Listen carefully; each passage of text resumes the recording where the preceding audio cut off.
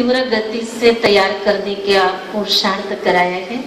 మొదటి నుండి బాబా పురుషార్థంలో చాలా తీవ్ర వేగంతో ముందుకు తీసుకువెళ్ళేటువంటి పురుషార్థమే చేయించేవారు. और अभी इस समय पर बाबा ने हम बच्चों को अचानक का पाठ पढ़ाया है। ఇప్పుడు ఈ సమయంలో బాబా మనకి అకస్మాత్తు అనే పాఠం పక్కా చేయిస్తున్నారు.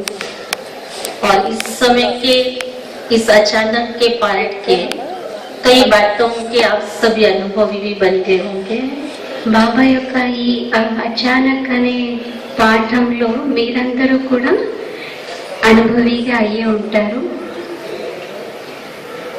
क्योंकि जिनके लिए हमने कभी सोचा नहीं होगा, ऐसी भी ब्राह्मण आत्माएं इस ब्राह्मण परिवार से पंछी बनकर उड़ के चली गई हैं। ఎందుకంటే వారి గురించి మనం ఆలోచన కూడా చేసి ఉండకపోవచ్చు. అటువంటి బ్రాహ్మణ ఆత్మలు పక్షిలాగా అయ్యి ఎగిరిపోయారు. तो हमें ये भी सोचना है कि इसमें हमारा भी नंबर कभी अचानक लग सकता है। దీని గురించి మనం కూడా ఆలోచించాలి. మన నెంబర్ కూడా ఎప్పుడైనా రావచ్చు. तो जब ये बात बुद्धि में समझ में आ गई है तो हमें अपने उस तैयारी को शुरू करना है कि मेरा भी ये समय आज है, उसके पहले मुझे तैयार होना है। ఎప్పుడైతే ఈ విషయం బుద్ధిలో ఉంటుందో నేను కూడా అచానకంగా వెళ్ళిపోవాల్సి ఉంటుంది. ఈ బుద్ధిలో ఉన్నప్పుడు దానికి సంబంధించిన పురుషార్థం కూడా చేయాలి. अब इस अचानक के पेपर में हमारे सामने कौन से पेपर आने वाले हैं जिसके लिए हमें अपने आप को तैयार करना है। ఈ అచానక్ యొక్క పేపర్లో ఏ పేపర్స్ మన ముందుకు రాబోతున్నాయి, దానికోసం మనం తయారీ చేసుకోవాలి. बाबा ने बहुत समय पहले से बच्चों को कहा है कि बच्चे एक समय ऐसा आएगा जो आपको निराधार बनकर पुरुषार्थ करना है। బాబా చాలా సమయం ముందే చెప్పారు, పిల్లలు మీకు అటువంటి సమయం రాబోతోంది, మీరు నిరాధారంగా అయ్యి పురుషార్థం చేయాలి. तो निराधार अर्थात हमने कुछ अपने जीवन के लिए आधार बना के रखे हुए हैं, जिसके आधार से हम बहुत निश्चिंत होकर के चल रहे हैं, लेकिन ये आधार अचानक चले जाने वाले हैं। నిరాధారము అంటే మన జీవితంలో మనం కొన్ని ఆధారాలని ఉంచుకున్నాము, వాటి కారణంగా మనం నిశ్చింత అయ్యి నడుస్తున్నాము, కానీ ఆ ఆధారాలని కూడా వదిలేవలసి ఉంటుంది. जैसे हम देखते हैं कि अपने घर में कोई जिम्मेवार व्यक्ति होता है तो हम उसके तरफ कार्य की तरफ ध्यान नहीं रखते और कहते ये व्यक्ति बैठा है ना, मुझे क्या करना है। लेकिन देखने में वर्तमान समय आ रहा है कि वही जिम्मेवार व्यक्ति उस घर में का आधार पहले चला जाता है। ఎలాగైతే ఇంటిలో బాధ్యతాయుతమైన వ్యక్తి ఒకరు ఉంటారు, వాళ్ళు ఉన్నారు కదా అని నిశ్చింతగా ఉంటారు మిగతా వాళ్ళంతా. కానీ ఈ రోజుల్లో చూస్తున్నాం కదా, కుటుంబానికి ఆధారమైన వ్యక్తి ముందు వెళ్ళిపోతున్నారు. तो जब हम अपनी आंखों से कानों से ये सब बातें सुन रहे देख रहे हैं तो उसके लिए अभी हमको अपने आप को तैयार करना आवश्यक है। మనము మన కళ్ళతో ఇటువంటి దృశ్యాలు చూస్తున్నాము, వింటున్నాము చెవుల ద్వారా. అయితే మనల్ని మనం అటువంటి పరిస్థితుల్లో తయారుగా ఉంచుకోవాలి. पहले ये सोचते थे कि ये काम में मुझे क्या करना है जान करके, जैसे कोई माता घर में अब उसके पास बैंक बैलेंस क्या है, बैंक का कारोबार कैसे करना है, उसको अगर कहा जाए तो कहती मुझे जरूरत नहीं सीखने की। लेकिन प्रैक्टिकल में देखने में आता है कि एक समय ऐसा आता है कि उसको वो काम सीखना पड़ता है। ఎలాగైతే ఇంటిలో మాతలకి బ్యాంక్ వ్యవహారాలు వాటి గురించి చెప్పినట్లయితే నాకు వీటన్నిటిని నేర్చుకోవాల్సిన అవసరం ఏముంది అని అంటారు. కానీ ఎన్నో సంఘటనలు చూస్తున్నాం కదా, వాళ్ళు నేర్చుకోవాల్సి వస్తుంది. ఇప్పుడు ये प्रैक्टिकल हमने देखा है कि एक माता के पति ने शरीर छोड़ने के पहले उसको बताया कि तू मेरे साथ बैंक में चल, मैं तुझे सिखा देता हूँ। कि बैंक की कारोबार कैसी करनी होती है, नहीं तो कल ये बच्चे तुझे कुछ भी देंगे नहीं, मैं तुझे सिखाता हूँ तो सीख ले। लेकिन उसने यही बात कही कि आप बैठे हो ना। అయితే ప్రాక్టికల్ విషయం చెప్తున్నారు అక్కయ్య. ఒక అన్నయ్య వాళ్ళ అక్కయ్యకి చెప్పారట, నువ్వు నాతో పాటు బ్యాంకుకి రా, బ్యాంకు వ్యవహారాలన్నీ నేర్పిస్తాను నీకు, తర్వాత పిల్లలు నీకు సహకరించకపోవచ్చు అంటే ఆమె అదే అన్నారట, మీరు ఉన్నారు కదా, నేను ఇవన్నీ నేర్చుకోవడం ఎందుకు. और जब उसने शरीर छोड़ दिया तब वो सिर्फ उसकी बात को याद करती रही कि बाबा ने मुझे पहले से ही उस आत्मा के द्वारा इशारा दिया था कि ये बात तुम सीख लो, जान लो, लेकिन मैंने उस इशारे को नहीं समझा। అయితే ఆ అన్నయ్య శరీరం వదిలేశారట. తర్వాత శరీరం వదిలిన తర్వాత ఆ మాత ఇదే జ్ఞాపకం తెచ్చుకున్నారట, బాబా నాకు ముందే అన్నయ్య ద్వారా ఇషారా ఇచ్చారు, కానీ ఆ ఇషారాని నేను గ్రహించలేకపోయాను. तो ऐसी कई बातें हैं जो हमारे सामने आने वाले समय में अचानक आएगी और हमें उसके लिए तैयार होना पड़ेगा. ఈ విధంగా అనేక విషయాలు రాబోయే సమయంలో మన ముందుకు రాబోతున్నాయి, కానీ దానికి ముందు నుండి మనం తయారుగా ఉండాలి అన్ని విషయాల్లో. और किसके सामने कौन सी परिस्थिति आएंगी हम इसका भी अंदाज आज नहीं लगा सकते हैं. ఎవరి ఎదురుగా ఏ పరిస్థితి వస్తుంది అనేది మనం ముందుగా అంచనా వేయలేము. क्योंकि देखने में आता है कि हर एक के कर्मों के हिसाब से, उसके 5 कर्मों के खाते के हिसाब से उसके पास आने वाला समस्या का रूप, पेपर का स्वरूप भिन्न भिन्न ही रहेगा. ఎందుకంటే మనం చూస్తూ ఉన్నాము ప్రతి ఒక్కరి యొక్క కర్మల యొక్క ఖాతా అనుసారంగా వారి ముందు రకరకాల పేపర్స్ రాబోతున్నాయి. तो हमें अपने अंतिम समय के लिए कुछ प्लान बनाना आवश्यक है. మనం అంతిమ సమయం కోసం కొంత ప్లాన్ చేసుకోవాలి. तो ईश्वरी जीवन के अंदर ब्राह्मण जीवन को सफल करने के लक्ष्य से हमारा प्लान होना चाहिए. ఈశ్వరీ జీవితాన్ని, ఈ బ్రాహ్మణ జీవితాన్ని సఫలం చేసుకోవడానికి ఈ ప్లాన్ ఉండాలి.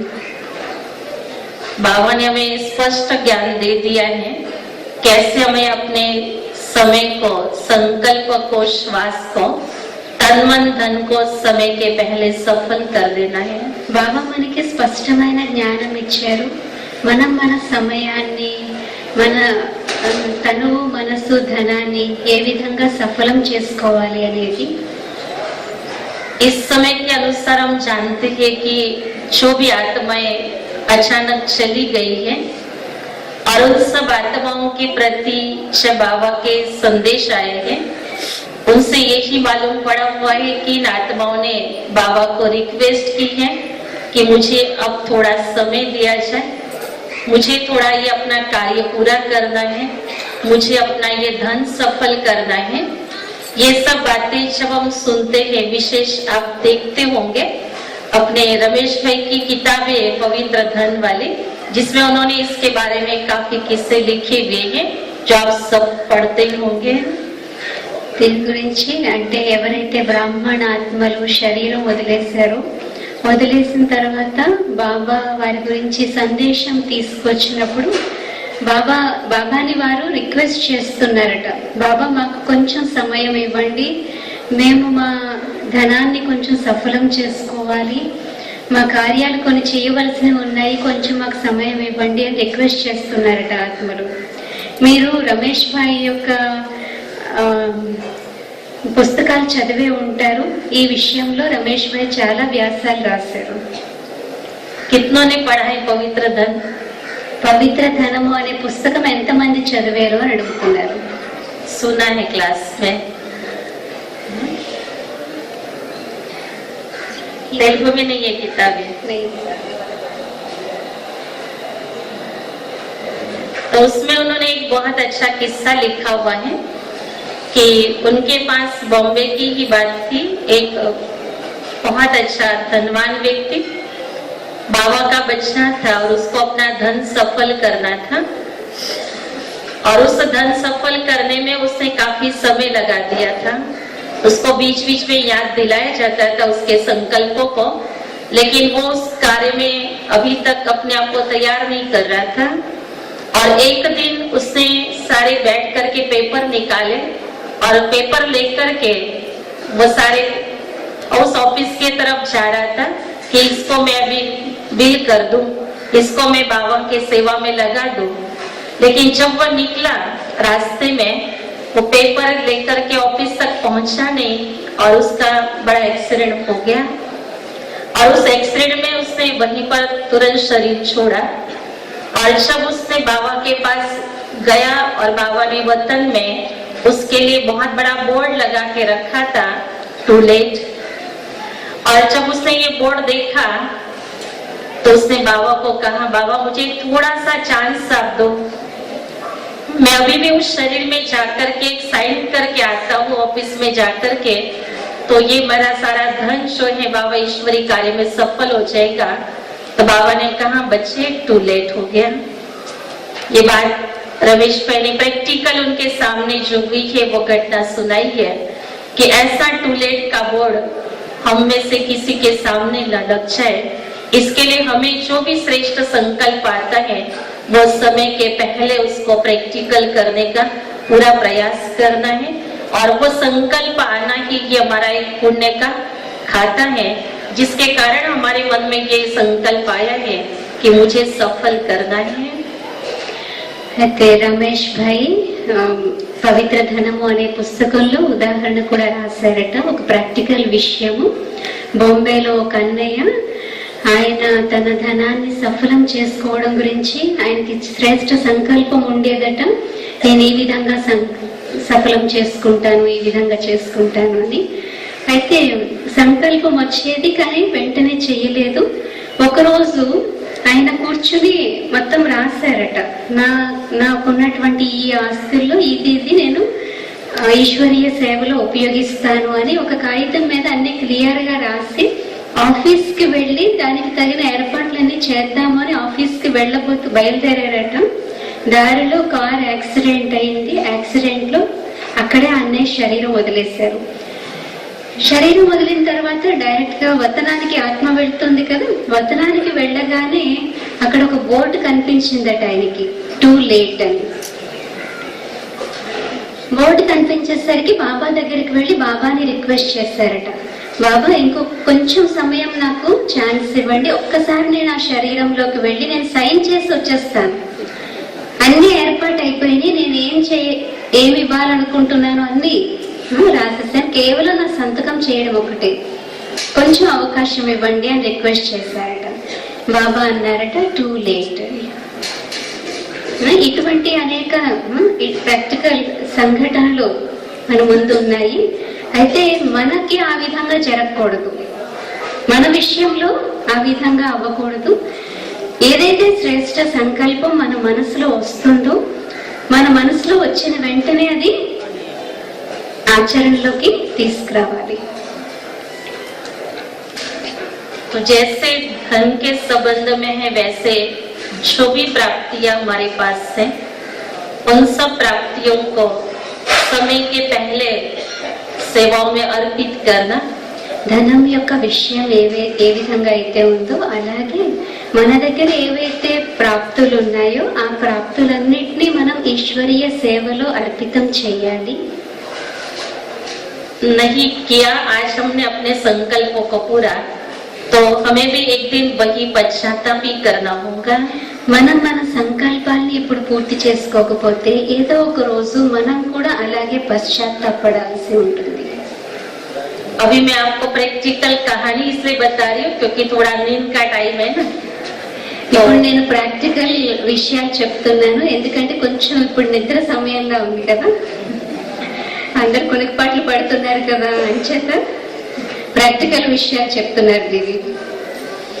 तो अभी आप सभी को हमारी शिल्पा बहन ने आपको कमेंट्री कराई, उसकी लौकिक माँ की प्रैक्टिकल बात हमने जो देखी और प्रैक्टिकल उसकी जो तपस्या थी, वो माता रात को 2 बजे उठ कर के योग करती थी. उसका नियम था 2 बजे उठना శిల్పా బెహన్ ఇప్పటి వరకు కామెంటరీ చేశారు కదా. శిల్పా బెహన్ వాళ్ళ మాతాజీ యొక్క ఉదాహరణ చెప్తున్నారు దీది. ఇప్పుడు ఆమె చాలా తపస్సు చేసేవారట. రాత్రి 2 గంటలకి లేచి యోగం చేసేవారట. उसको विशेष योग की रुचि अधिक थी और जब उसका अंतिम समय का पेपर देने का भी समय आया तब उसकी बुद्धि की लाइन हमने बहुत क्लियर देखी है. ఆమెకి యోగం అంటే చాలా ఇంట్రెస్ట్ ఉండేది. అయితే ఆమె అంతిమ సమయం యొక్క పరీక్ష ఇవ్వాల్సి వచ్చినప్పుడు ఆమె బుద్ధి లైన్ ఎంత క్లియర్ గా ఉంది అనేది మేము చూసాము అంటున్నారు. तो जब उसने उसको ख्याल चल अपने आप ही आया और उसने हमें हॉस्पिटल में बुलाया बहनों को और बुला करके उसने घर में अपने भाई को कहा, पति को कहा कि मुझे चेक तैयार करके दो और चेक में इतना इतना लिख के देने की उसने अपनी इच्छा रखी और कहा एक चेक मधुबन का, एक चेक सेंटर के लिए, ये मुझे अभी लिख के मेरे हाथ में दे दो और बहनों को बुलाओ. అయితే ఆమె హాస్పిటల్లో ఉన్నప్పుడు అక్కేల్ని పిలిచారట హాస్పిటల్ కి. వాళ్ళ యుగలు ఉంటారు కదా, అన్నయ్యకి కూడా చెప్పారట, నాకు చెక్ తయారు చేసి ఇవ్వండి, ఒక చెక్ మధుబన్ కోసం తయారు చేసి ఇవ్వండి, ఒక చెక్ సెంటర్ కోసం తయారు చేసి ఇవ్వండి, అలాగే అక్కేల్ని ఇక్కడికి పిలవండి అన్నారు. और हमने देखा कि जब हम उसके पास गए, जब उसने बुलाया और जब हम उससे मिले तो उसने बहुत अच्छी तरह से हमारे से बात की और कहा मैं अभी अपने आप में बहुत निश्चिंत हूँ. बच्ची बाबा के गोद में है, बाबा के घर में है. उसका एक भाई है, उसने बोला उसको तो आप बाबा का यज्ञ और बाबा का परिवार है वो संभालेगा और उसके लौकिक पिता वैसे भी दिन भर सेवा में रहते सेंटर पर. तो उसने कहा मुझे अभी किसी की भी चिंता नहीं है, अब मैं निश्चिंत हूँ और ये जो मेरा सफल करना है ये बाबा की यज्ञ तक आप मधुबन तक पहुंचा देना और ये सेंटर की सेवा में सफल करना. इसने अपनी अंतिम इच्छा में अपने हाथों से अपना धन सफल किया और उसके बाद 24 घंटे के बाद उसने अपने देह को छोड़ा. बहुत खुशी से, बहुत निश्चिंत होकर के ये बहुत काल के पुरुषार्थ का प्रैक्टिकल फल भी हमने देखा.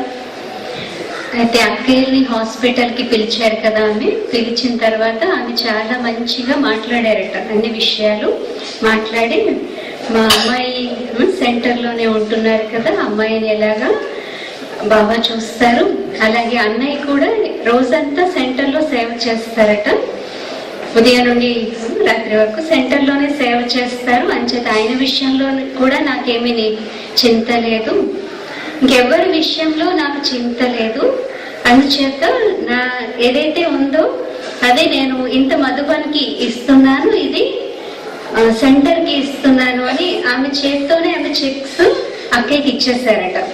ఆమె ఏదైతే ఉందో ఇచ్చేసి ఆమె నిశ్చింత అయిపోయారు. ఆ తర్వాత 24 గంటల్లో శరీరం వదిలేశారట. అది కూడా చాలా ఖుషీగా వెళ్ళిపోయారు. तो आप सोचना आपको कौन सी बात अच्छी लगेगी, टू लेट की बोर्ड वाले या खुशी से बाबा के पास जाना, अपने हाथों से अपना सब कुछ सफल कर लेना और निश्चिंत होकर के बाबा की गोद में चले जाना, कौन सी तैयारी हम पसंद करेंगे? మీరు ఆలోచించండి, మీకు ఏ విషయం నచ్చింది? టూ లేట్ అనే బోర్డు యొక్క ఉదాహరణ నచ్చిందా? ఖుషీగా వెళ్ళిపోయినటువంటి ఉదాహరణ నచ్చిందా? మీరు ఎలా వెళ్ళాలనుకుంటున్నారు? ఖుషీగా खुशी से जाना है ना. तो बाबा ने कहा है कि बच्चे आपका अंत ऐसा हो जो गंगा का तट हो, मुख में ज्ञानामृत हो, गंगा का जल हो, ऐसे समय पर हमारा अंत का समय आ जाए. मना हम ज्ञान मुरली सुन रहे हो, बाबा की मुरली का आनंद ले रहे हैं और उसी समय पर मुरली सुनते सुनते हम बाबा के पास चले जाए. यही हमारा अंतिम समय के लिए अपने आप की तैयारी करनी है कि अंत मेरा हो तो ऐसा सुहावना हो. బాబా చెప్తారు కదా, మన అంతిమ ఘడియలు ఎలా ఉండాలి అంటే నోటిలో జ్ఞానామృతం పడుతూ ఉండాలి, అంటే మనం జ్ఞానమురళి వింటూ ఉండాలి, బాబా స్మృతిలో ఉండాలి, ఆ విధంగా మనం శరీరం వదలాలి. అయితే మనం మన అంతిమ సమయం కోసం అటువంటి తయారీలు చేసుకోవాలి. तो अंतिम समय के लिए हमें एक तो प्रकृति जीत बनना है, అంతిమ సమయం కోసం ఒకటి మనం ప్రకృతి జీత్గా అవ్వాలి, और माया जीत बनना है। మరియు మాయా జీత్గా అవ్వాలి. प्रकृति जीत का एग्जाम्पल, माया जीत का एग्जाम्पल हम सभी ने अभी कुछ वर्ष पहले ही दादी जी को देखा। ప్రకృతి జీత్ యొక్క మాయా జీత్ యొక్క ఎగ్జాంపుల్ మనందరము కొన్ని సంవత్సరాల క్రితమే దాదీజీది చూసాము. दादी जी जब अव्यक्त हुए और दादी जी का जब अंतिम संस्कार इस दुनिया के हिसाब से जो किया जाता है, क्योंकि शरीर छोड़ने के बाद तो शरीर को ये कहेंगे हम अंतिम संस्कार किया जाता है, लेकिन उस घड़ी भी प्रकृति के पांचों तत्वों ने कैसे उस प्रकृति के पांचों तत्वों को अपने में विलीन करने के लिए कितना सुंदर स्वागत और कितना सुंदर स्वीकार करने का रूप था, वो सीन प्रैक्टिकल में देखी हुई है। దాదీజీ అవ్యక్తమైనప్పుడు ఈ ప్రపంచం యొక్క విధానం ప్రకారం ఏవైతే అంతిమ సంస్కారాలు చేశారో ఆ సమయంలో ప్రకృతి ఏ విధంగా ఆహ్వానం పలికింది, ప్రకృతి ఏ విధంగా విలీనం చేసుకుంది, అవన్నీ ప్రాక్టికల్ విషయాలు మనం చూసాము.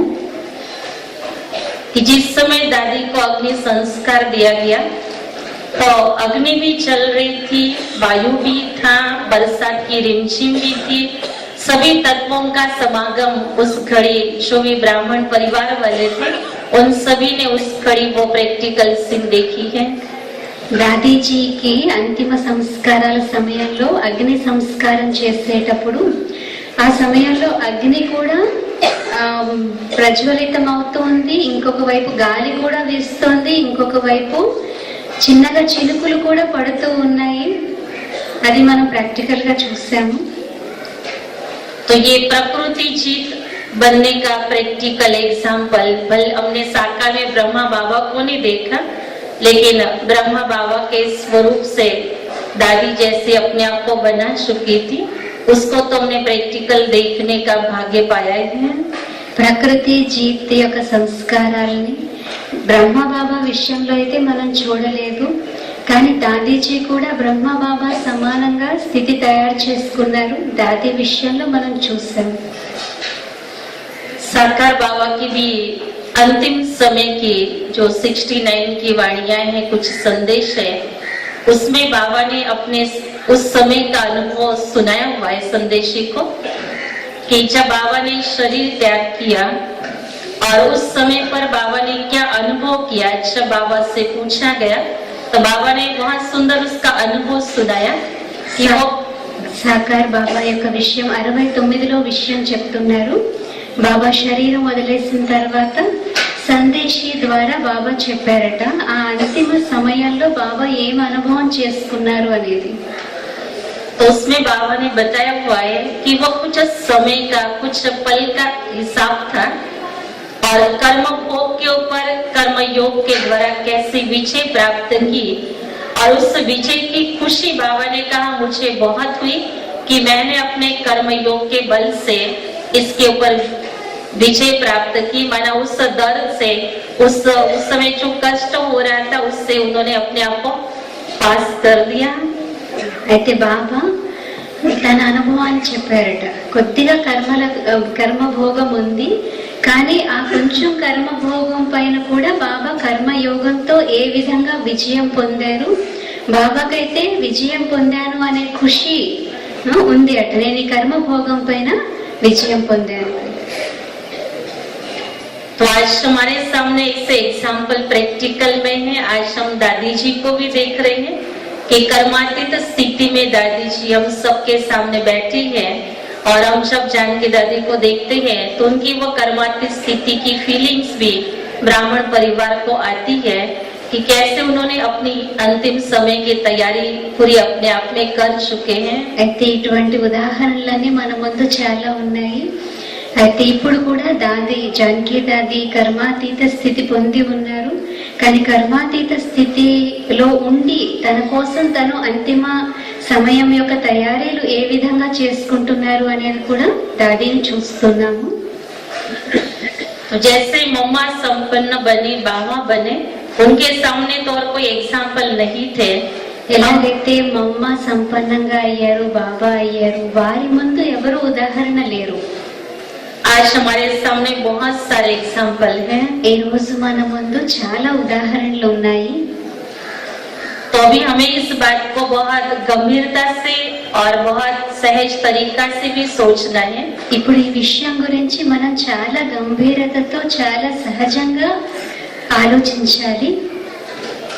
कि मुझे भी अपना अपना जो खाता है श्रेष्ठ कर्मों का, श्रेष्ठ भाग्य का, जिसकी विधियां बाबा ने हम बच्चों को दी है, उन विधियों से हमें अपने खाते को भरपूर कर लेना है। నేను కూడా నా ముందు ఏదైతే ఖాతా ఉందో బాబా చెప్పినటువంటి శ్రేష్టమైన విధానాల ద్వారా ఆ ఖాతా అంతటిని సమాప్తి చేసుకోవాలి. जब भी कोई बाबा का कार्य होता है, चाहे वो एक छोटे सेवा केंद्र का हो, चाहे वो बेहद मधुबन यज्ञ का हो, चाहे वो कहीं पर भी कोई सेवा का प्रोग्राम हमें मिलता है, तो उसमें कुछ भाग्य बनाने का हमें चांस ले लेना है। అయితే ఎప్పుడు బాబా సేవ ఏది జరుగుతున్నా, బాబా యొక్క కార్యం ఏం జరుగుతున్నా, అది మధుబన్లో అవ్వచ్చు, అది సెంటర్లో అవ్వచ్చు, ఇంకే సేవ దగ్గరైనా అవ్వచ్చు, బాబా సేవ జరుగుతున్న చోట మనం అవకాశం తీసుకోవాలి సేవ చేయడం కోసం. क्योंकि ये भाग्य बनाने का समय भी एक दिन पूरा हो जाएगा। ఎందుకంటే ఈ భాగ్యం తయారు చేసుకునే సమయం కూడా ఏదో ఒక రోజు పూర్తి అయిపోతుంది. और बाबा भी हम बच्चों को बता चुके हैं कि बच्चे टू लेट का बोर्ड लगने वाला है। బాబా కూడా మనందరికీ చెప్పారు, పిల్లలు టూ లేట్ అనే బోర్డు పెట్టబడుతుంది. तो हर कार्य के लिए बाबा हम बच्चों को इशारा दे चुका है। ప్రతి కార్యం కోసం పిల్లలకి బాబా ముందే సూచన ఇచ్చేశారు. जैसे याद आ रहा है कि बाबा ने डायमंड जुबली वर्ष में कुमारियों को कहा था कि ये तुम्हारे लिए डायमंड चांस है। ఎలాగైతే బాబా డైమండ్ జూబ్లీ సంవత్సరంలో కుమారీలకి చెప్పారట, ఇది కుమారీలకి డైమండ్ ఛాన్స్ అని చెప్పారట. क्योंकि बाबा ने कहा अभी अगर अपने जीवन का फैसला कर लेंगे तो अपने आप को डायमंड बना सकेंगे। బాబా అన్నారట, ఇప్పుడే మీ జీవితం గురించి మీరు నిర్ణయించుకున్నట్లయితే మీరు డైమండ్ లాగా అవ్వగలరు అన్నారట. तो हर एक के लिए हम देख रहे हैं कि बाबा के महावाक्यों को हम सुने, उसको ध्यान से अध्ययन करें, तो पता चलता है कि बाबा को जो कुछ भी हमें इशारा सावधानी देनी थी वो बाबा दे चुका है। ఇది మనం చూస్తూ ఉన్నాం కదా, బాబా ఏవైతే సూచనలు ఇస్తున్నారో, బాబా ఏదైతే సైగ చేస్తున్నారో అది బాబా ముందే సూచన ఇచ్చేసారు. तो अभी हमें स्वयं को स्वयं का भाग्य बनाने के लिए स्वयं के आर्टिस्ट बनना होगा और प्लान बनाना होगा। ఇప్పుడు మనం మన స్వయం యొక్క భాగ్యాన్ని తయారు చేసుకోవడం కోసం స్వయమే ఆర్టిస్ట్ గా అవ్వాలి. అలాగే మన భాగ్యాన్ని మనం తయారు చేసుకోవాలి. आर्टिस्ट बहुत सुंदर चित्र बना लेता है, हमें भी अपने भाग्य का चित्र बना लेना है। जैसे सभी ने 108 आने में चित्र बनाया ना कि मुझे 108 की माला में आना है, ये चित्र पूरा करने के लिए भी हमें अब तैयारी में लगना होगा। ఆర్టిస్ట్ చాలా సుందరమైన చిత్రాన్ని గీస్తారు, అలాగే ఇప్పుడు మనం మన భాగ్యం యొక్క చిత్రం గీసుకోవాలి. మీరందరూ 108 మాలలోకి వచ్చేటువంటి చిత్రం గీసుకున్నారు కదా. जब कोई चित्र बनाया जाता है, कोई मूर्ति बनाई जाती है, तो चित्रकार मूर्तिकार उसको दूर से देखता है साक्षी होकर के, और उसके अंदर क्या करेक्शन करना है उसको करेक्शन करता है, उसको ठीक करता है कि इसके कौन से पार्ट ठीक नहीं है, किसी मूर्ति की आंखें ठीक नहीं है, किसी के मस्तक पर कोई रेखाएं ठीक नहीं है, तो वो उसको ठीक करता है। ఎలాగైతే చిత్రకారులు చిత్రము లేక శిల్పాన్ని తయారు చేసేటప్పుడు దూరం నుండి దాన్ని చూస్తారు, ఇంకా ఎక్కడ సరి చేయాలి, దీని కళ్ళు సరిగా లేవా లేదంటే చెవులు సరిగా లేవా, దూరం నుండి చూసి మళ్ళీ వాటిని సరి చేస్తారు. तो हमें आवश्यक है कि अपने साक्षी दृष्टा बन करके अपने आप को स्वयं को देखने की। ఇప్పుడు మనల్ని మనం సాక్షి దృష్ట అయ్యి మనల్ని మనం చూసుకోవాల్సినటువంటి సమయం ఇది. कि मुझे मेरे एक ही जन्मों तक चलने वाली राशाई मैंने कहाँ तक अपने कर्मों के भाग्य से उसको जमा किया है, या अभी और कुछ जमा करना बाकी रहा है, या मैं अपने आप को साक्षी होकर देखना है और पूछना है. 21 జన్మల వరకు పొందేటువంటి రాజ్య భాగ్యంలో నేను ఇంకా ఏ కర్మల్ని జమ చేసుకోవాలి, ఇది ముందు నుండి చూసుకోవాలి. अब समय के इशारे के अनुसार हमें अपने आप को बेहद का वैरागी भी बनाना होगा. ఇప్పుడు సమయం యొక్క సూచన అనుసారంగా మనల్ని మనం బేహద్ వైరాగిగా కూడా చేసుకోవాలి. जब ब्रह्मा बाबा में वैराग आया, तभी ब्रह्मा बाप ने अपने इस हीरे के धंधे को भी पत्थर का धंधा देखा. हीरे भी बाबा को पत्थर नजर आए. ये तभी उस स्थिति में उन्होंने अनुभव किया. तो आज हमें भी अपने आप को देखना है कि मेरी स्थिति कैसी है. ఎప్పుడైతే బ్రహ్మ బాబాకి వజ్రాలు కూడా రాళ్లలాగా కనిపించాయి.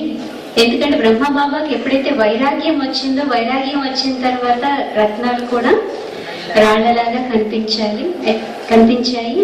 అయితే ఇప్పుడు మనం కూడా మన స్థితిని ఆ విధంగా తయారు చేసుకోవాలి.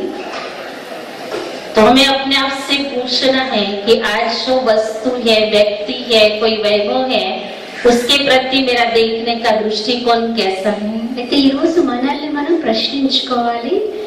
ఏవైతే వస్తువులు ఉన్నాయో, వ్యక్తులు ఉన్నారో,